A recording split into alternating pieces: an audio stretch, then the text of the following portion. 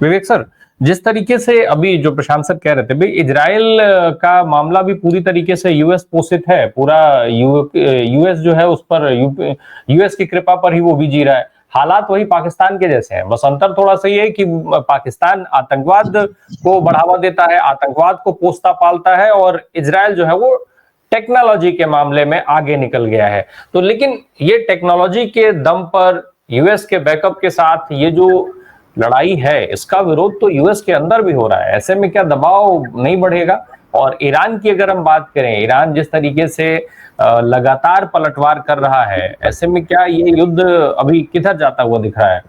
जी, मेरी आवाज आ रही है? जी बिल्कुल, फर्स्ट क्लास। हाँ जी, राम प्रकाश जी, ये युद्ध कहाँ जा रहा है ये तो कोई भी नहीं बता सकता, क्योंकि अभी ये सिर्फ इजराइल और ईरान के बीच में चल रहा है, और कहीं इसमें बाकी प्लेयर्स अभी तक आए नहीं है। मतलब अमेरिका कह रहा है, बार बार ट्रम्प कह रहे हैं, लेकिन अभी तक अमेरिका इसमें उतरा नहीं है, क्योंकि जहाँ तक अमेरिका का सवाल है वो ईरान के साथ में न्यूक्लियर डील करवाना चाहता था।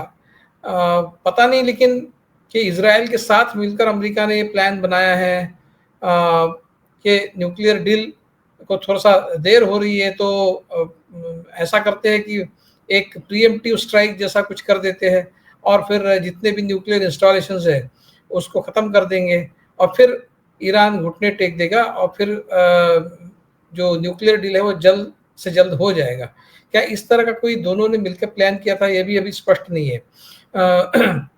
जो इजराइल की तरफ से निगोशिएशन करने वाला व्यक्ति था, मैं उसका नाम भूल रहा हूँ, जो आयतुल्ला अली खमीनी का पॉलिटिकल एडवाइजर था, उसको भी इजराइल ने मार दिया है।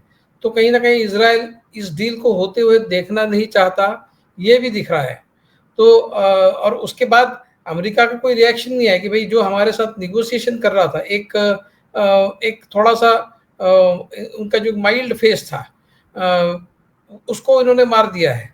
वो कोई उनके जो एक्सट्रीमिस्ट फेसेस है, ईरान के जो हार्डलाइनर्स है, उसमें वो नहीं था। वो सॉफ्ट लाइन लेने वाला व्यक्ति था, जो खमीनी का पॉलिटिकल एडवाइजर था, उसको इजराइल ने मार दिया। उसके बाद भी अमेरिका का रिएक्शन नहीं आया कि आपने उसको क्यों मारा, क्योंकि वो हमारे साथ डील में बातचीत कर रहा था।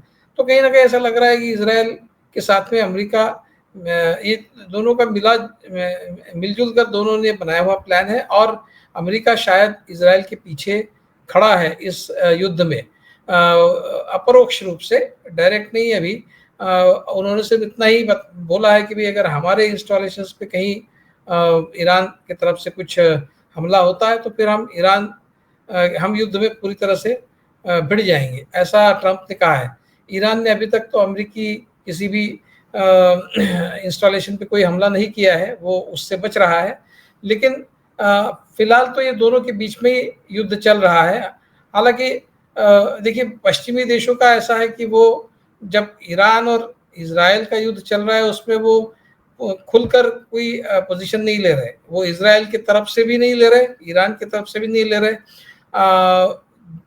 गाजा, और जहाँ तक गाजा, पैलेस्टीन और इजराइल का सवाल है, उसमें भी वो अभी तक वो अपनी कोई भूमिका नहीं ले रहे थे, क्योंकि मतलब परंपरा ये चल रही है दुनिया की राजनीति में कि पश्चिमी देश और अमेरिका ये हमेशा ही इजराइल के पीछे खड़े रहे हैं। लेकिन गाजा में जिस तरह का एक वंश संहार इजराइल की तरफ से चलाया जा रहा है, एक जेनोसाइड चलाया जा रहा है, तो अभी यूरोप के जो देश है, अमेरिका छोड़ दीजिए, अमेरिका ने अभी तक उसके ऊपर कोई चिंता नहीं जताई है, जबकि अमेरिका तो उल्टा कुछ कह रहा है कि गाजा को हम ले लेंगे, फिर वहाँ पे कुछ एक सुंदर सा एक प्रदेश बनाएंगे। इस तरह की कुछ योजना भी ट्रंप बोल चुके हैं, उसके बारे में भी बात कर चुके हैं। लेकिन अभी जो यूरोपीय देश है वो चिंता जता रहा है कि जिस तरह का एक वंश संहार वहां पर हो रहा है इजराइल की तरफ से, अभी यूरोप के देश बोलने लगे हैं। तो पहली बार ऐसा हो रहा है कि इजराइल के खिलाफ बात हो रही है, और फिर इजराइल की जो प्रधानमंत्री नेतन्याहू, वो भी यूरोपीय देशों के नेताओं के जो नेता लोग हैं उनके खिलाफ वो भी बात कर रहे हैं कि आप इतनी सिंपल सादी सी बात क्यों नहीं समझ रहे कि हमास एक टेररिस्ट ग्रुप है, और वो उसके खिलाफ बात करने के बजाय आप इजराइल पर दोषारोपण कर रहे हैं, ठीक नहीं है। इस तरह का इस तरह की बात नेतान्याहू यूरोपीय देशों के नेताओं के खिलाफ कर रहे हैं। तो अभी यूरोप थोड़ा सा इजराइल के खिलाफ, जहां तक गाजा का सवाल है, इजराइल के खिलाफ खड़ा है, लेकिन जहां तक ईरान का सवाल है, यूरोप अभी भी, यूरोप की तरफ से कोई बहुत ज्यादा रिएक्शन इस युद्ध को रोकने के प्रति आई नहीं है, क्योंकि शायद जहां तक न्यूक्लियर इंस्टॉलेशन का सवाल है, यूरोप भी इजराइल और अमेरिका के साथ इस मामले में खड़ा हो सकता है। अभी उसकी भूमिका स्पष्ट नहीं हुई है। कम से कम ये तो कहा जा सकता था कि न्यूक्लियर इंस्टॉलेशंस पे हमला करना ये अंतर्राष्ट्रीय कानून के खिलाफ है, इतना तो कह सकते थे। ये बहुत डेंजरस है, ये नहीं किया जा सकता। इजराइल ने ये जो किया है, ये पूरी तरह से एक इजराइल आउटलॉ की तरह सामने पेश आया है। ये एक इंटरनेशनल आउटलॉ बन गया है, ये एक रोग स्टेट बन गया है। रोग स्टेट का जो यूनाइटेड नेशंस का डेफिनेशन है, उसमें एक बात यह है कि जो अंतर्राष्ट्रीय कानून का पालन नहीं करता, जो न्यूक्लियर इंस्टॉलेशंस पे हमला करता है और न्यूक्लियर थ्रेट बना रहता है, वो रोग नेशन कहलाता है। उस लिहाज से, उस दृष्टि से इजराइल आज दुनिया का सबसे बड़ा रोग कंट्री है, इसलिए कि उन्होंने सिर्फ, उनके पास न्यूक्लियर आर्सेनल खुद के पास तो है ही, लेकिन दूसरों के किसी के न्यूक्लियर आर्सेनल पे, न्यूक्लियर इंस्टॉलेशंस पे वो हमला कर रहा है। पहली बार दुनिया में ऐसा हो रहा है। तो इजराइल जो है बिल्कुल एक खुले सांड की तरह दुनिया में एक आतंकी हमले के जैसे हमले कर रहा है, गाजा पर भी, ईरान पर भी। देखिए, आपने आतंकवाद की बात की, जो गाजा में चल रहा है वो तो आतंकवाद ही है। भारत ने कल, हमारे प्रधानमंत्री ने G7 में भाषण किया, वहां पर उन्होंने ये कहा कि दुनिया आतंकवाद के खिलाफ सचमुच दुनिया खड़ी रहनी चाहती है, नहीं है, इसके बारे में हमारे मन में शंका है, क्योंकि जो आतंकवाद को पनाह देने वाला देश है, जो लोग हैं, उनको बड़े बड़े पद दिए जाते हैं। वो पाकिस्तान के रेफरेंस में कह रहे थे। तो अगर आप अपने भारत के खिलाफ जो आतंकवाद हो रहा है, उसके बारे में आप दुनिया से किसी एक तरह की भूमिका चाहते हैं, तो गाजा में इजराइल का जो आतंकवाद चल रहा है, उसके सिलसिले में आपने क्या भूमिका ली है, भारत की क्या भूमिका है? वसुधैव कुटुंबकम की रोज बकबक करने वाली जो हमारी सरकार है, उसने किस तरह की भूमिका गाजा में जो हो रहा है उसके खिलाफ ली है? नहीं ली, हमने तो एब्सटेन किया है। तो भारत, देखिए, जहां तक ये दो इजराइल ईरान का सवाल है, हमारे इंटरेस्ट भी उसमें हार्म हो रहे हैं।